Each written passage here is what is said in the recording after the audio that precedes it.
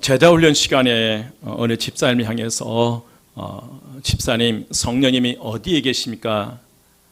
라고 목사님 질문을 했습니다. 갑작스럽게 질문을 받았던 그 집사님께서 여기 계실까? 여기 계실까? 여러분, 성령님 내 안에 계신다면 어디 계실 것 같아요? 한참 고민했는데, 그러면서 이제 겨우 그 목사님께 대답을 합니다. 목사님, 아무리 생각해도 지금은 나에게 성령님이 계시지 않는 것 같습니다. 그 목사님이 그 이유가 뭔지를 물었을 때에 자신은 지금 성경도 전혀 읽지 못하고 있고 기도 생활도 못하고 이런저런 세상죄에 빠져 직장 생활도 겨우겨우 해가고 있고 가정 생활도 아무리 돌아봐도 문제투성인데 그래서 자신 안에 성령님이 계시지 않다는 것이죠. 만약에 성령님이 내 안에 계신다면 내가 어떻게 이렇게 살아갈 수 있을까? 여러분, 저는 사실 이번 주간이 굉장히 우울함에 빠졌어요. 오늘 설교를 준비하면서 과연 내 안에 성령님 계실까? 여러분, 성령님 계세요? 우울한 거예요. 그런데 계속 우울함 속에 있는데 그 우울함의 이유를 어젯밤에 알았어요.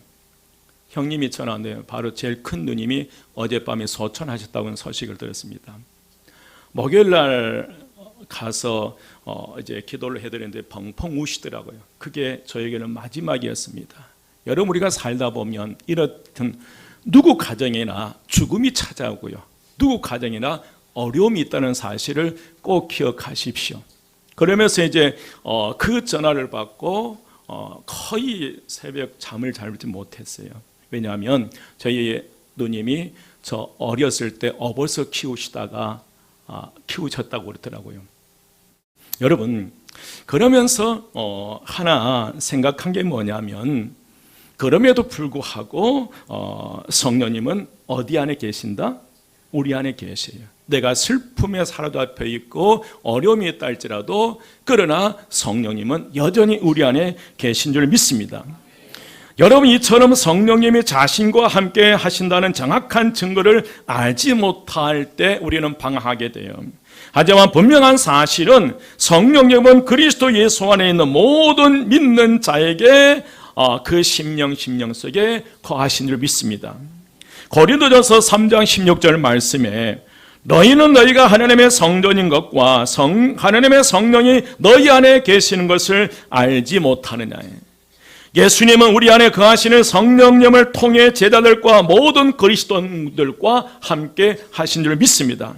이것이 바로 예수님이 오늘날 그리스도인들 안에 계시는 방식이에요.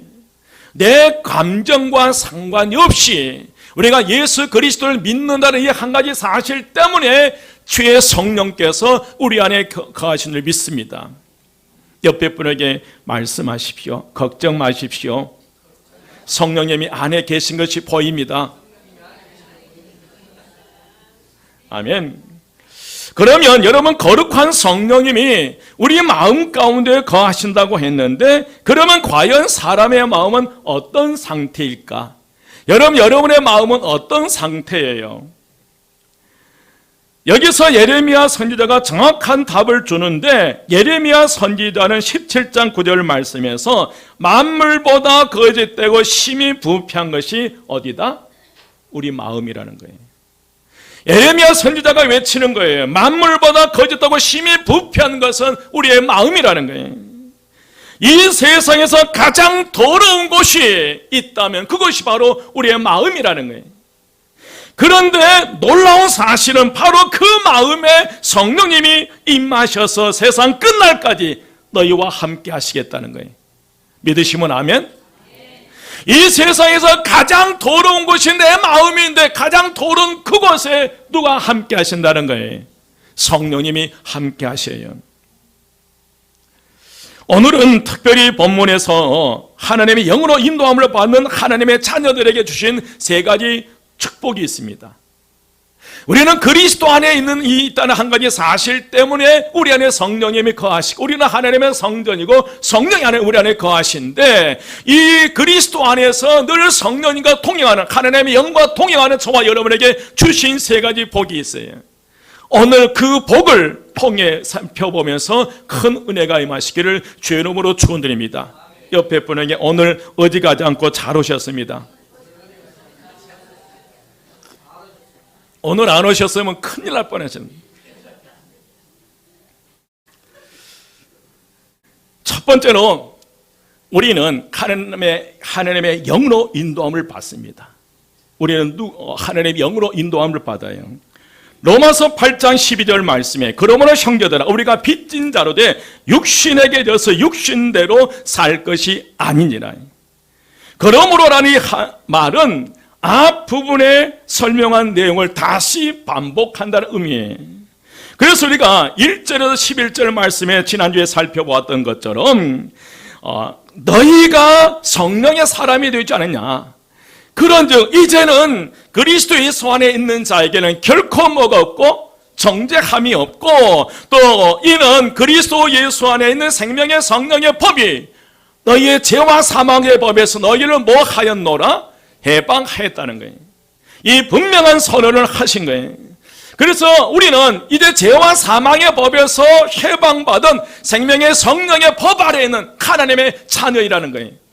우리는 이제 더 이상 죄와 사망의 법에 작동하는 것이 아니라 생명의 성령의 법, 우리의 영혼을 살리고 생명을 살리는 그 생명의 법이 우리의 삶에, 우리의 인생에, 우리 가정에, 우리 사업장에 적용된다는 거예요.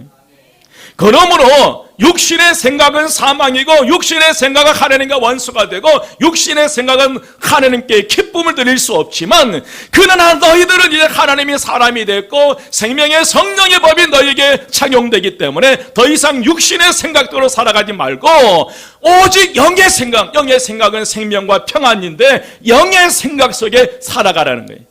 그게 지난주의 말씀이었어요. 그렇기 때문에 이제 육신대로 살아서는 안 되는데 그 말씀을 이어받아서 오늘 정확하게 단호하게 이제 우리에게 말씀하셔요. 그런 너희도 이제 육의 사람이 아니라 영의 사람이 되었기 때문에 이제는 육신대로 살아서는 안 된다는 거예요. 한번 따라서 합니다. 우리는 하나님의 성령의 인도함을 받는 이들에게 육신대로 살아서는 안 됩니다. 오늘 말씀의 12절에 그러므로 형제들아 우리가 빚진 자로 돼 육신에게 져서 육신대로 살 것이 아니니라. 여러분 얼마나 단호한 말씀입니까? 변명의 여지를 조금도 남기지 않고 있습니다. 우리가 세상을 살면서 흔히 입버릇처럼 하는 말들이 있는데, 이렇게 악한 세상에서 죄 안 짓고 우리가 어떻게 살아가나. 마음은 원이로되 뭐가 약함으로? 육신이 약함으로 우리는 죄 짓고 살 수밖에 없다라고 생각하고 그렇게 살아가는데, 이런 말들은 전부 육신에게 져서 끌려다니는 이들의 모습이라는 거예요.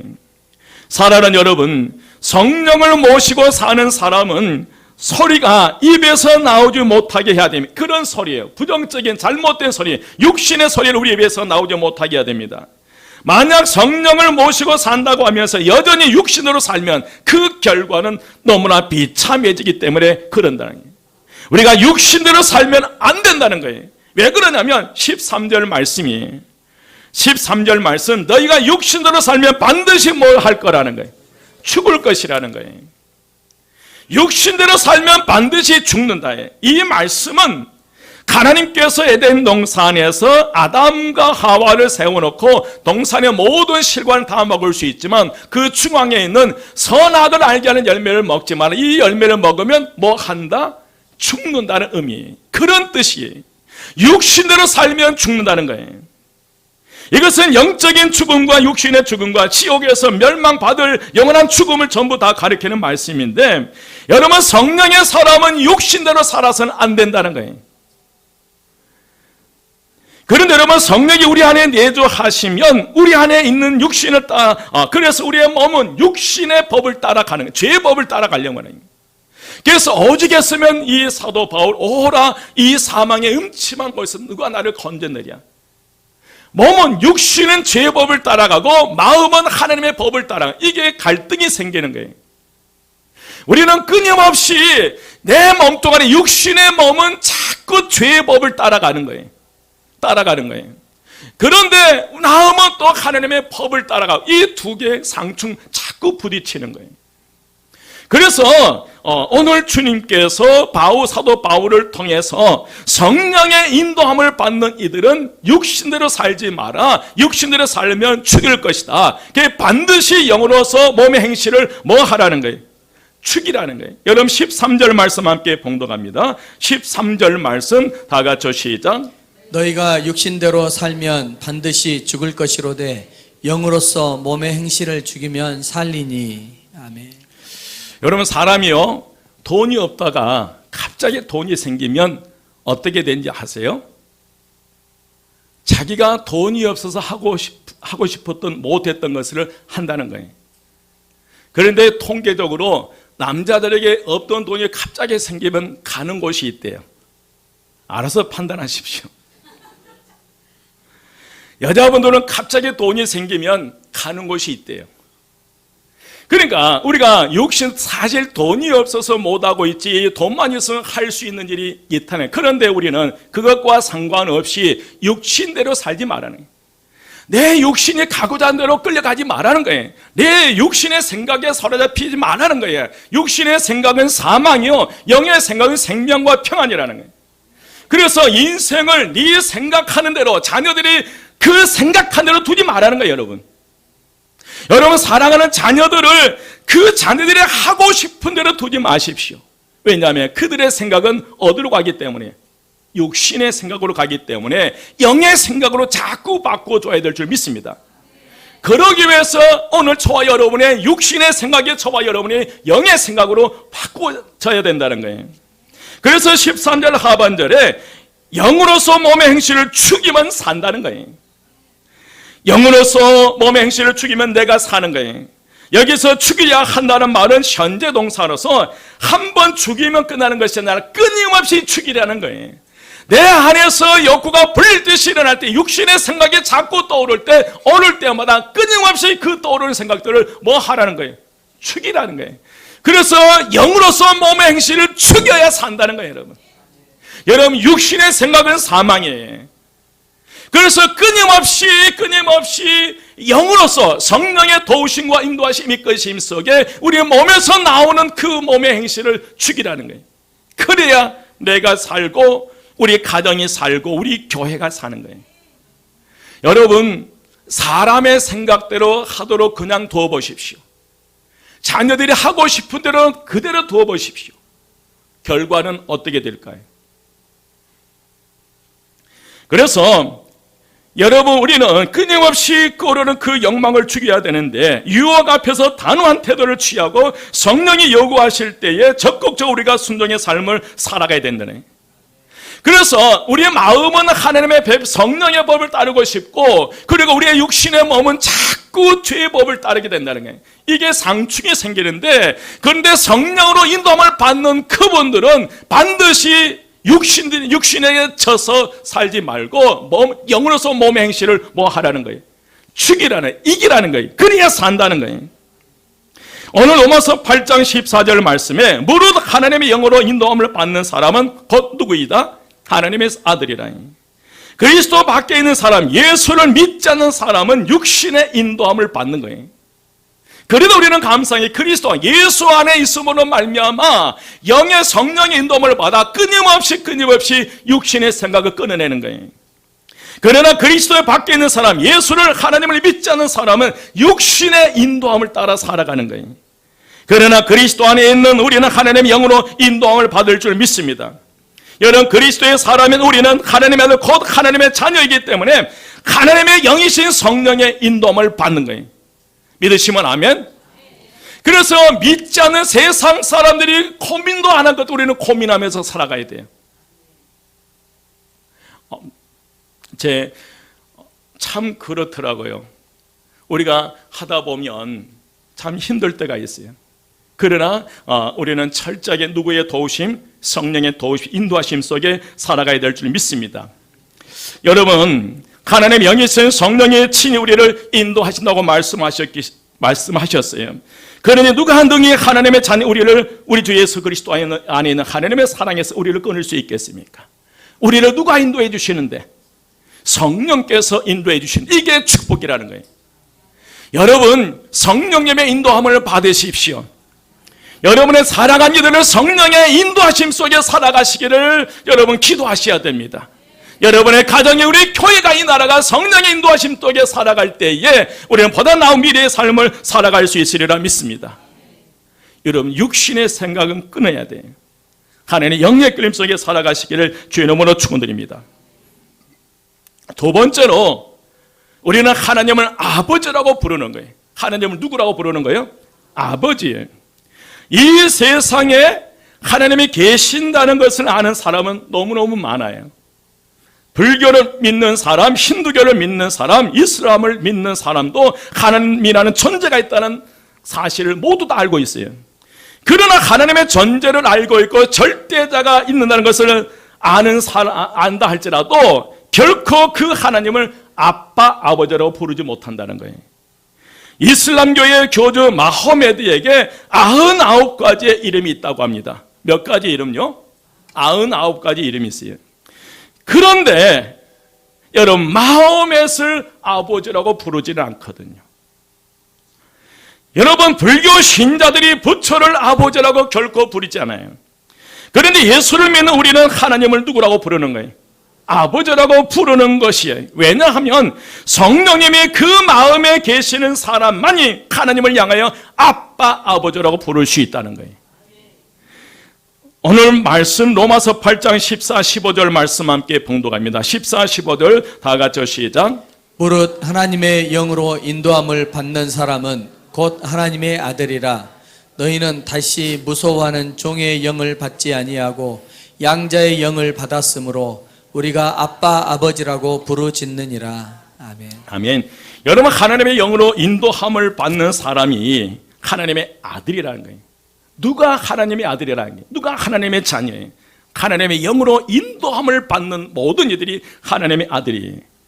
하나님의 영으로 인도함을 받은 하나님의 자녀들은 무서워하는 종의 영을 받지 않냐고 양자의 영, 그 성령을 받는 줄 믿습니다. 그 성령께서 우리로 하여금 아빠, 아버지라고 부르게 하신다는 거예요. 우리는 하나님을 향하여 아빠, 아버지로 부르면서도 언제라도 하나님께 우리는 가까이 나갈 수 있다는 거예요. 여러분, 그 어떤 주변을 보십시오. 가면 누가 어떤 신을 향해서 아버지라고 부르나요? 여러분, 세상 사람을 향해서 하나님을 아버지라고 부르나 못하는 거예요. 우리가 하나님을 아버지라고 부를 수 있다고는 이 한 가지 사실만 가지고도 내 안에 누가 계신다는 걸 알 수 있다는 거예요. 내 안에 성령님이 계신다는 걸 알 수 있다는 거예요. 하나님을 아버지라고 부르는 이 자체가 나는 성령의 인도함을 받고 있다는 사실이에요. 여러분, 이는 그리스도의 사람인 우리가 양자의 영을 받았기 때문에 그러한 줄 믿습니다. 다시 말해서 우리가 하나님의 자녀가 되었어요. 그런데 여기 양자라고 하니까 친아들과는 달리 차별 대우를 받을 것 같고 다소 천대받을 것 같은 단어가 양자예요.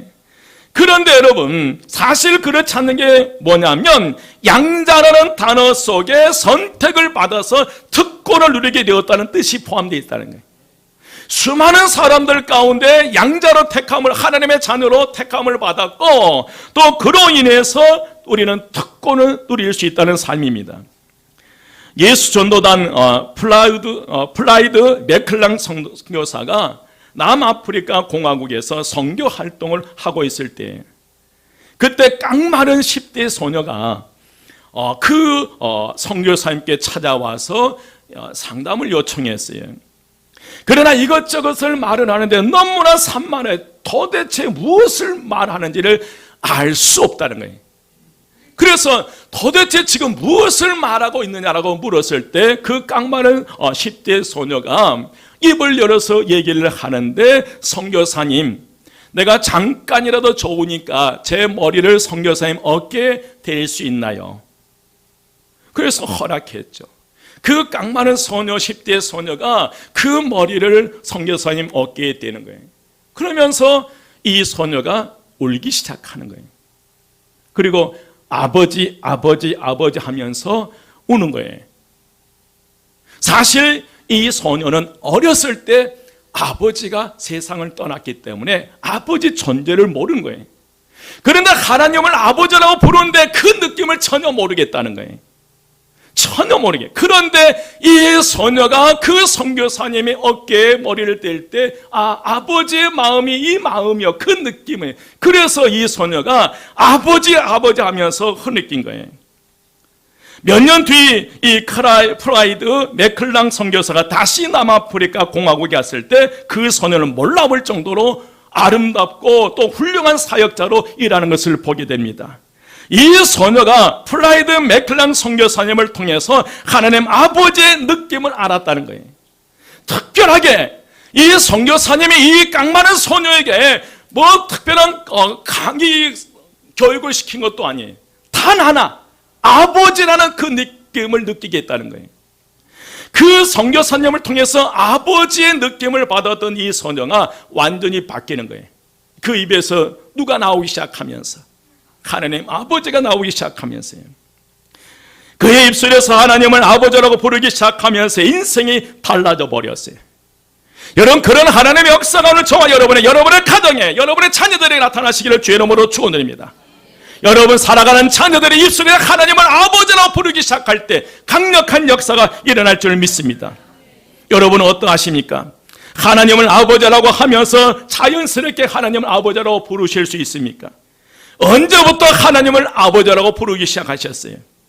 혹시 여러분 중에 기도하시면서 하나님을 향하여 아버지라고 하신 적이 있습니까? 혹은 하나님 아버지라고 하면서 기도하신 적이 있습니까? 여러분 기도 중에 하나님을 아버지 혹은 하나님 아버지라고 부를 수 있다면 그것은 바로 여러분 안에 누가 계신다는 것을, 성령님이 계신다는 것을 알 수 있다는 거예요. 한번 눈 감고 아버지 한번 불러보세요. 아버지, 제가 왔어요. 두 손을 가슴에 대시고요. 아버지, 하나님의 사랑하신 이 성전에 제가 왔어요. 나 누구누구가 왔어요. 하나님은 아버지라고 한번 불러보세요. 여러분, 기도 중에 하나님을 아버지 혹은 하나님 아버지를 부를 수 있는 것, 이 자체가 은혜와 축복인 거예요. 그러나 성령을 받지 못한 이들은 비록 하나님의 존재를 인정한다 할지라도 절대로 하나님을 아버지라고 부르지 못해요. 여러분 마음에서의 이름이 99가지인데 그 속에 아버지라는 단어가 없다는 거예요. 여러분 불교의 부처의 이름 속에 많은 이름이 있지만 그러나 아버지라는 이름이 없다는 거예요. 또 설령 이 땅에 수많은 사람들이 하나님의 존재, 절대자의 존재를 알고 있지만 그 하나님을 향해서 아버지라고 부를 사람은 안에 성령님이 거하시 않냐고는 불가능하다는 거예요. 오늘 이 시간 저와 여러분의 입술을 통해서 하나님을 아버지라고 부를 수 있다면 그 자체가 이미 성령 하나님께서 우리 안에 거하신 줄 믿습니다. 여러분 기억하십시오. 설령 지금 현재 내 신앙생활의 모습이 조금 부족한 부분이 있다 하더라도, 아직 성령의 충만함을 받지 못했다 하더라도 성령께서 우리 안에 여전히 함께 하신다는 증거는 결코 작은 것이 아니라는 거예요. 내가 결코 신앙생활에 부족함이 있다. 그러나 순간순간 힘들 때마다 아버지, 아버지. 저는 새벽에 아버지, 아버지 이름 타라질도록 불러요. 아버지밖에 없잖아요. 아버지 나의 하나님, 이 고백은 얼마나 큰 기적인지 모릅니다. 여러분 지금 우리가 하나님을 아버지로 부를 때에 그 아버지 속에 놀라운 하나님의 역사, 임재가 일어나리라 믿습니다. 아버지 제가 너무 사랑합니다. 분명한 사실은 우리는 하나님의 자녀예요. 우리가 하나님의 자녀라는 사실을 우리 안에 계신 성령께서 정확하게 증거해 준다는 거예요. 이웃도 내 주변 사람들이 증거하는 것이 아니라 내 안에 계신 성령께서 너는 하나님의 자녀야, 너는 하나님의 아들이야, 너는 하나님의 딸이야, 너는 하나님의 가정이라고 인정해 주신다는 거예요. 그래서 세 번째로 주어진 게 우리는 하나님의 상속자입니다. 한번 따라서 합니다. 우리는 하나님의 상속자입니다. 로마서 8장 16절 말씀 함께 봉독합니다. 16절 다 같이 시작. 성령이 친히 우리의 영과 더불어 우리가 하나님의 자녀인 것을 증언하시나니 우리가 하나님의 자녀인 것을 증언하는 증인은 우리 안에 거하신 성령과 또 우리 안의 영, 양자의 영이 우리를 하나님의 자녀라고 증언해 주신다는 거예요.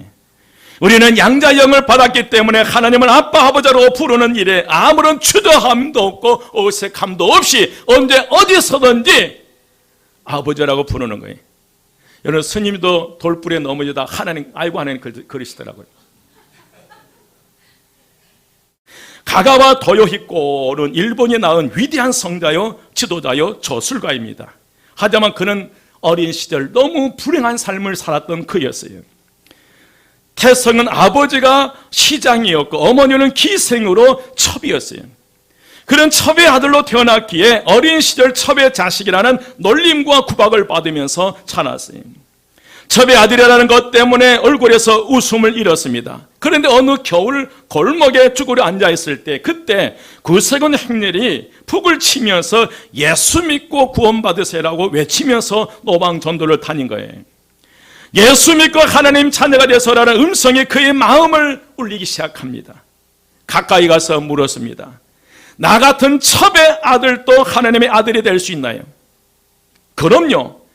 그는 이 말을 듣고 예수 그리스도를 나의 주님으로 영접하고 고백하기 시작합니다. 이제 그는 주를 위해 일생을 살기로 결단하고 다짐하고 빈명굴에 들어가 불쌍한 사람들을 돌보면서 일생을 바쳐요. 그의 인생 운명이 바뀌어버렸어요. 가가와 도요히코가 평생 고백했던 말이 있어요. 그 말이 뭐냐면 나는 첩의 자녀가 아니라 하나님의 아들이다. 하나님의 아들이든 나는 첩의 자식이 아니다. 이것을 평생 동안 외치면서 살아갔다는 거예요. 여러분, 양자가 되면 이전에 부모가 가졌던 채무와 상관없는 사람이 됩니다. 율법에 의하면 아버지가 빚을 나가지 못하면 죽으면 아들이 대신 갚아야 되는데, 그러나 양자가 되어버리면 그날로 관계가 끊어지게 되고 아버지가 진 빚과 상관없는 사람이 되게 된다는 거예요. 자유로워지고요. 우리는 하나님의 자녀가 된 줄 믿습니다. 성령이 하나님의 자녀라고 증거해 주셔요. 또한 우리가 하나님의 자녀임은 하나님의 상속자라고 분명히 말씀해 주시죠. 17절 말씀 함께 봉독합니다. 17절 나가시오. 시작. 자녀이면 또한 상속자 곧 하나님의 상속자요 그리스도와 함께 한 상속자니 우리가 그와 함께 영광을 받기 위하여 고난도 함께 받아야 할 것이니라. 아멘. 우리는 성령님께서 친히 보증해 주신 하나님의 자녀입니다. 그러므로 우리는 하나님의 상속자예요. 다시 말해서 우리는 우리의 아빠, 아버지이신 하나님의 모든 것을 이어받을 상속자예요.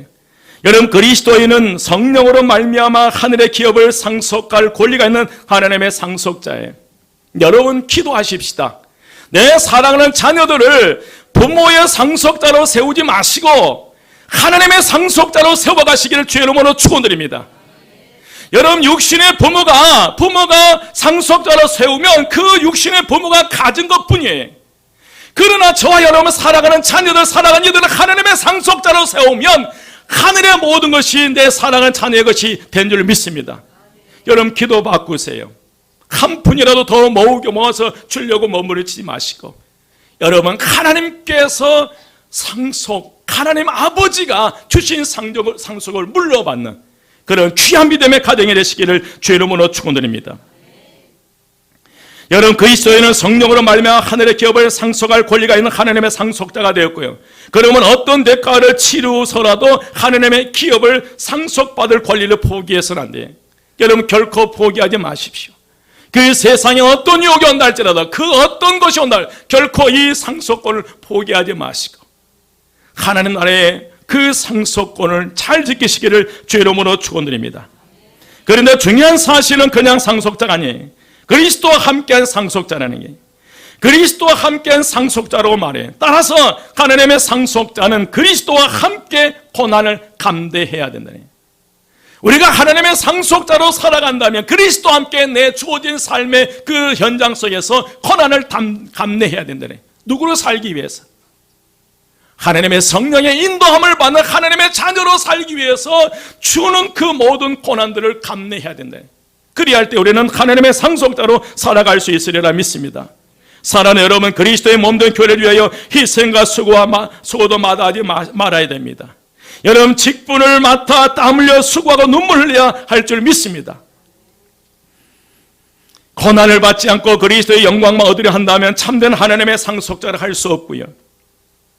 사랑하는 여러분, 모든 그리스도인은 그리스도와 함께 하나님의 상속자로 살아가야 될 줄 믿습니다. 여러분, 하나님의 상속자는 육신이 요구한 대로 살아가서는 안 돼. 육신대로 살면 반드시 죽게 되어 있어요. 우리는 끊임없이 성령으로 말미암아 우리의 몸의 행실을 죽여가면서 우리는 영으로 몸의 행실을 죽이기 위해서 매 순간순간 성령의 인도함을 받으시기를 주의 이름으로 축원드립니다. 여러분, 오늘 외칩니다. 가가와 도요했고 나는 첩의 아들이 아니다. 나는 하나님의 아들이다. 여러분, 우리는 하나님의 아들이에요. 하나님의 자녀예요. 하나님 나라의 상속자예요. 이 엄청난 은혜와 축복을 세상 일 쫓아다니다가 놓치지 마십시오. 빼앗기지 마십시오. 하나님의 상속자로서, 그리스도와 함께 공동된 상속자로서 탁월한 믿음의 삶을 살아가시기를 주 이름으로 축원드립니다. 여러분, 기도하십시오. 여러분의 사랑하는 이들 하나님의 상속자를 세우십시오. 내가 줄 수 있는 것은 내가 가진 것뿐이지만 그러나 하나님께서 하나님께를 통해서 주신 그 모든 것은 상상을 초월할 정도로 장하고 넘치는 은혜와 축복이 임한 줄 믿습니다. 기도드리겠습니다.